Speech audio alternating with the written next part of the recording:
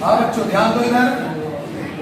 आप लोगों का ये चैप्टर चल रहा है कार्बन एवं कार्बन के यौगिक, जिसमें आपका टॉपिक है कार्बनिक यौगिकों का नामकरण, और उस नामकरण में चल रहा है IUPAC नामकरण।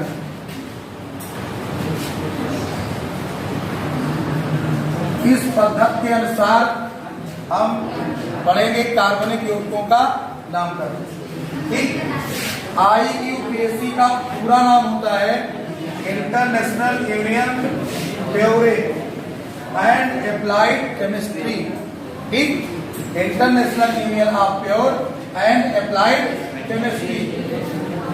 ध्यान दीजिए, खुली श्रृंखला के कार्बनिक यौगिक में, खुली श्रृंखला के कार्बनिक यौगिक में हमने पढ़ा था एलिफैटिक।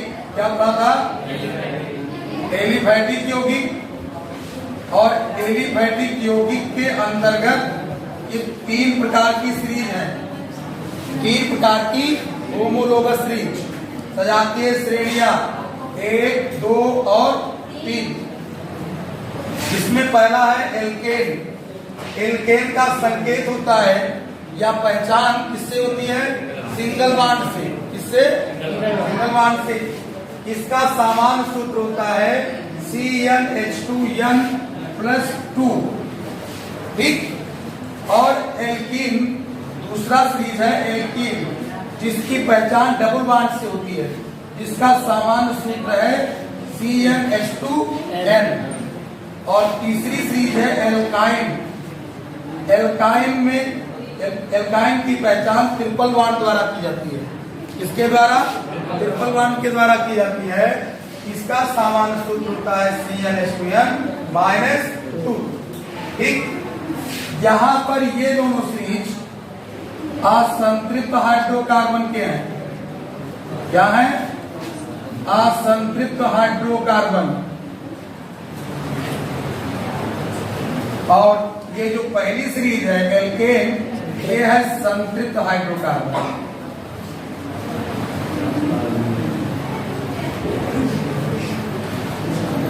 समझ गए? अब हमें इन्हीं का नामकरण करना है, तो ध्यान देंगे। पहले एल्केन का नामकरण कैसे करते हैं। एल्केन सीरीज के जितने भी सदस्य हैं उनका नामकरण IUPAC पद्धति में कैसे करते हैं, इसको समझिए।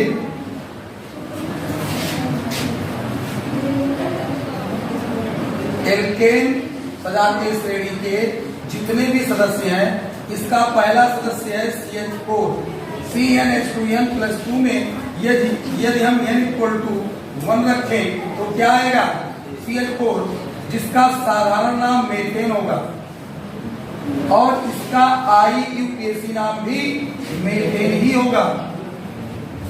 ठीक, साधारण नाम IUPAC नाम। ठीक, n=2 रखें तो आएगा C2H6। क्या आएगा? C2H6।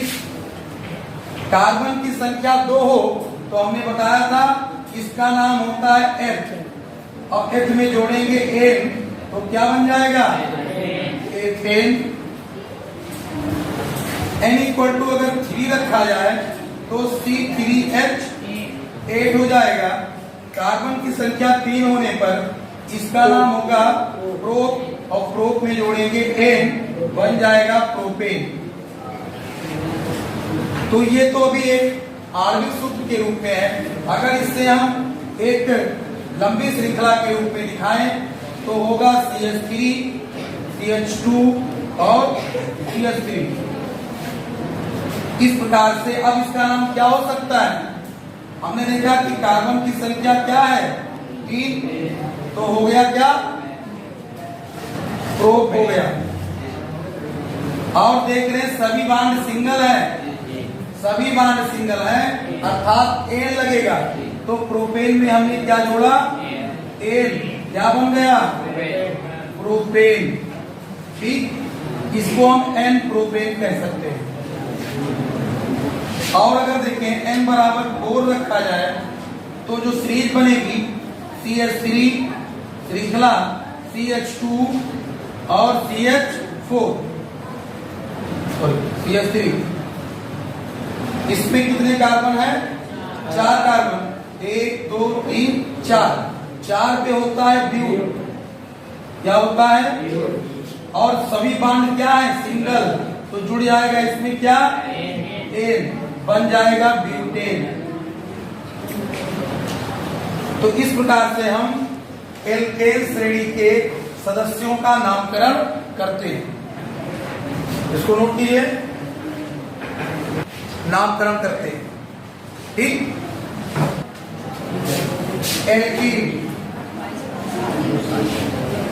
एल्कीन श्रेणी का IUPAC नामकरण कैसे करेंगे? सूत्र होता है CnH2n और इसकी पहचान होती है डबल बॉन्ड। संगत एल्केन के जस्ट नाम में क्या करेंगे? संगत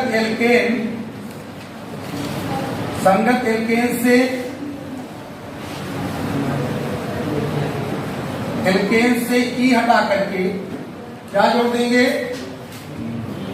आइन जोड़ देंगे, नहीं ई जोड़ेंगे, तो बन जाएगा क्या? एल्कीन। क्या हो जाएगा? एल्कीन, ठीक है।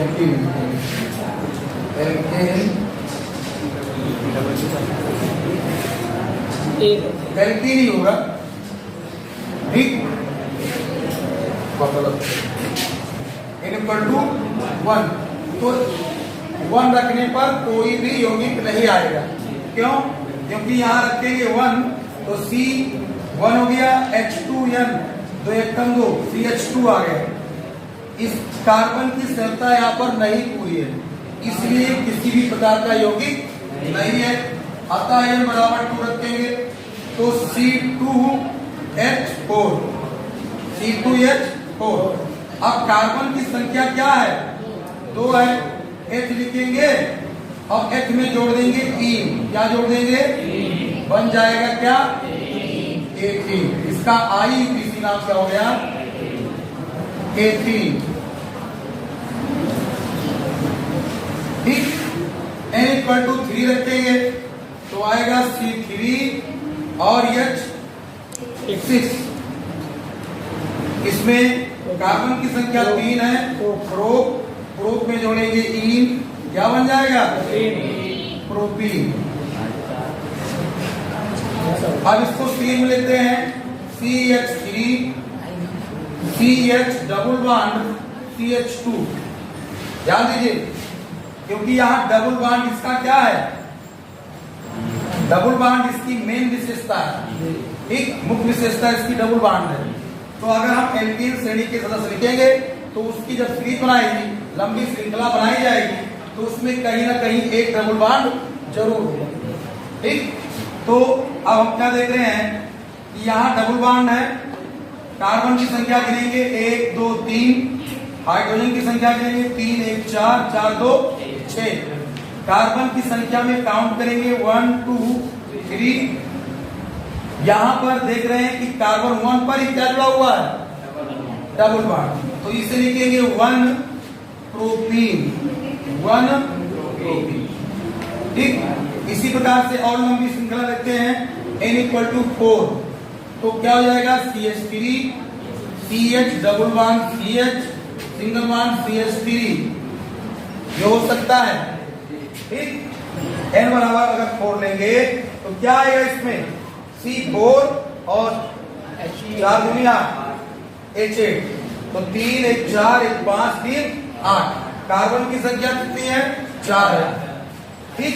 अब कार्बन की संख्या के आधार पर क्या लिखेंगे? हम ब्यूट लिखेंगे पहले, और ब्यूट में क्या जोड़ेंगे? इन, क्या बन जाएगा? ब्यूटीन, ठीक। अच्छा, नंबर भी देख लेंगे इसका हम, किस नंबर पे डबल बॉन्ड है? 1 2 3 4। इधर से गिनेंगे तो भी 2 पे आएगा, और इधर से गिनेंगे तो भी 2 पे आएगा, तो इसे हम 2 ब्यूटीन लिख सकते हैं। क्या लिख सकते हैं? 2 ब्यूटीन, 2 ब्यूटीन। 2 ब्यूटेन। ठीक, तो ये हो गया एल्कीन श्रेणी का। ठीक है ना। अब आते हैं हम एल्काइन पर। एल्काइन श्रेणी के सदस्यों का IUPAC नाम। एल्काइन श्रेणी का सामान्य सूत्र होता है CnH2n-2 और इसका जो मेन इसकी मुख्य विशेषता हो क्या है, ट्रिपल बॉन्ड। पूरी सीरीज में एक ट्रिपल बॉन्ड जरूर रहेगा। तो देखिए नंबर 1 पे हम यहां अगर n=1 रखें तो जो आएगा n=1 रखने पर आएगा CH केवल। क्या आएगा? अरे n रखा 1 हो गया और 2 1 कम 2 में से 2 घटा है तो यहाँ पर तो शून्य हो गया मान देखा जाए तो इसलिए ये कोई यौगिक नहीं होगा। तो n= क्या रखेंगे हम 2, तो क्या हो जाएगा C2H2 जिसे हम लिख सकते हैं CH ट्रिपल बॉन्ड CH। ठीक, और इसका नाम होगा, कार्बन की संख्या यहाँ पर 2 है तो हम लिखेंगे क्या H। अब एल्काइन श्रेणी में जो अनुलग्न जोड़ते हैं वो आयन जोड़ते हैं, इसका अनुलग्न क्या होगा आयन। तो एथ में हमने जोड़ा आयन तो क्या बन गया एथाइन। ठीक, क्या बन गया n=3 रखेंगे तो C3H4 एक होगा 3 दूनी 6 में से 2 गया 4। इसको लिखेंगे हम कैसे CH3 single bond C triple bond CH। एक हो गया ना 3 और 1 4 हाइड्रोजन हो गया, 3 कार्बन हो गया। 3 कार्बन पे प्रोप लिखते हैं और प्रोप में क्या जोड़ेंगे आयन। क्या बन गया, लेकिन देखेंगे काउंटिंग तो ट्रिपल बॉन्ड किस नंबर पे 1 नंबर पे है तो लिखेंगे हम प्रोपाइन लिख देते हैं, इसको 1 दिखाने की जरूरत नहीं है, प्रोपाइन।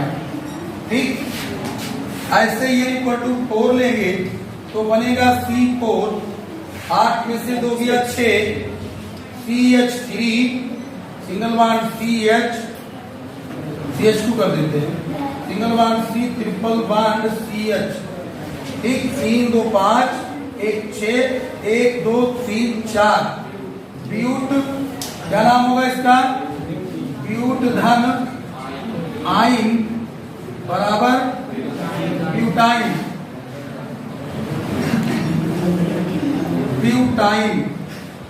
ठीक, समझा। तो इस प्रकार से हम एल्काइन श्रेणी के सदस्यों का नाम लिख सकते हैं। अब आते हैं क्रिया। आगे देखिए आप लोग, अब आपका शुरू होता है क्रियात्मक समूह। जिन कार्बनिक यौगिकों में कोई क्रियात्मक समूह उपस्थित हो तो उन यौगिकों का IUPAC नाम कैसे लिखेंगे। ठीक, तो क्रियात्मक समूह से संबंधित कार्बनिक यौगिकों का IUPAC नाम हमने आपको बताया था। क्रियात्मक समूह की वरीयता सारणी। क्रियात्मक समूह किसे कहते हैं, वे परमाणु अणु या समूह जो किसी यौगिक के रासायनिक एवं भौतिक गुण के लिए उत्तरदायी होते हैं उन्हें क्या कहते हैं क्रियात्मक समूह। क्रियात्मक समूह के रूप में आपका हाइड्रॉक्सिल समूह हो सकता है, एल्डिहाइड समूह हो सकता है, कीटोन समूह हो सकता है,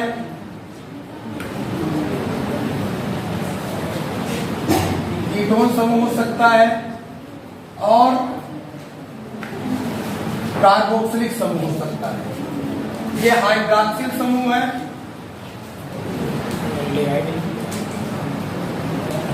हाइड्रॉक्सिल समूह, ये एल्डिहाइड समूह है,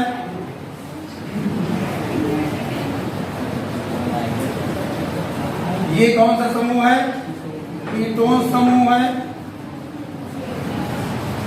और ये कौन सा समूह है कार्बोक्सिलिक।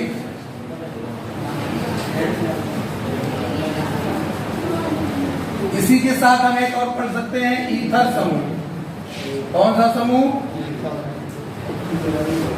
अब हम उन कार्बनिक यौगिकों का IUPAC नाम लिखेंगे जिनमें ये क्रियात्मक समूह उपस्थित हो सकते हैं।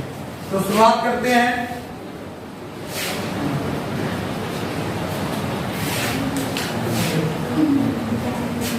नंबर 1 पे एल्कोहल। एल्कोहलों का नामकरण। एल्कोहल में OH हाइड्रॉक्सिल ग्रुप होता है, इसका अनुलग्न होता है आल, क्या होता है, और इसका पूर्व लग्न होता है हाइड्रॉक्सी, पूर्व लग्न होता है, और इसका IUPAC नाम, इसका IUPAC नाम एल्केनाल होता है। क्या होता है, एल्केनाल, ठीक। और सामान्य सूत्र इसका क्या होता है, CnH2n+1OH, ये इसका सामान्य सूत्र है, ठीक। अब इसी सूत्र के आधार पर हम इसके पहले सदस्य का नाम लिखते हैं। एल्कोहल का पहला सदस्य, इसमें n=1 रख के निकालते हैं। n=1 रखेंगे, आएगा C, और यहां पर हो जाएगा क्या, देखिए C और 1 रखा गया, 2 × 1 तो C 2 × 2 H2 और +1 CH3 हो गया OH।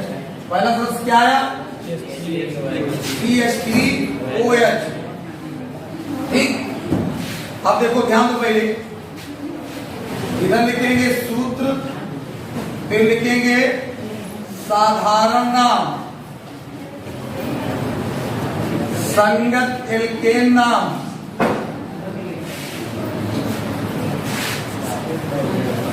और फिर लिखेंगे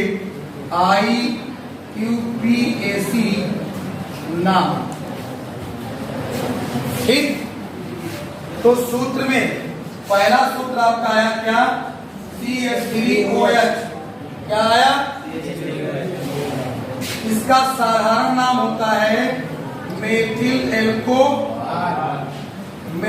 एल्कोहल, और संगत एल्केन नाम इसका होगा, देखिए संगत एल्केन नाम कार्बन की संख्या पर रखेंगे, कार्बन की संख्या 1 है, इसलिए इसका नाम मेथेन होगा। संगत एल्केन नाम क्या होगा, अब मेथेन में क्या जोड़ देंगे हम, आल, मेथेन में आल जोड़ देंगे, तो इसका IUPAC नाम हो जाएगा मेथेनाल, ठीक। तो हम आई बात। दूसरा नंबर, इसका दूसरा सदस्य आएगा, जब हम n=2 रखेंगे तो C2H5OH आएगा, जिसका साधारण नाम होगा एथिल एल्कोहल। क्या होगा, एथिल एल्कोहल। कार्बन की संख्या यहाँ पर 2 है, इसलिए इसका सारा संगत एल्केन नाम एथेन होगा, ठीक। और इसमें हम क्या जोड़ेंगे, एथेन में आल, तो बन जाएगा एथेनॉल, ठीक। इसी प्रकार से हम n=3 रखेंगे तो C3H7OH आएगा, और कार्बन की संख्या 3 है तो प्रोपिल होगा, क्या होगा, प्रोपिल एल्कोहल। अब कार्बन की संख्या के 3 के आधार पर एल्केन नाम क्या होगा, प्रोपेन, और प्रोपेन में जोड़ देंगे प्रोपेनाल, अर्थात आल जोड़ देंगे तो हो गया प्रोपेनाल। कार्बन की संख्या अगर n=4 रखा जाए तो C4H9OH, जिसका नाम होगा ब्यूटिल एल्कोहल। क्या होगा, ब्यूटिल एल्कोहल, और इसका होगा संगत एल्केन नाम ब्यूटेन, और IUPAC नाम होगा ब्यूटेनॉल। ध्यान दीजिए, इनको हम सीरीज में भी लिख सकते हैं, एक लंबी श्रृंखला में भी लिख सकते हैं। कैसे लिखेंगे,